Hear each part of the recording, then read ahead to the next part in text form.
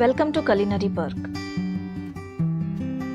Today we are going to make peanut chutney. We need a cup of peanuts, 2 to 3 cloves of garlic, chili powder, cumin and salt as per taste. We also need some oil to roast. Now heat the pan and add some oil. Let it heat and add cumins.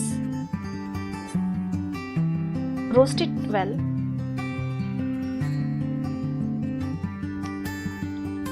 Add garlic and add the peanuts and roast it for a while. Not too much, just a little while for about a minute. Let it cool down and transfer it to a blender.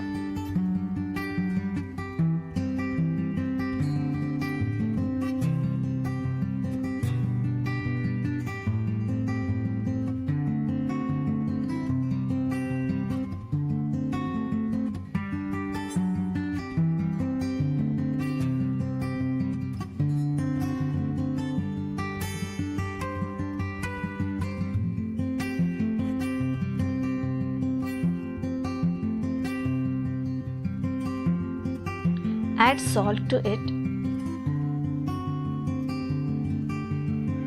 and add the chili powder.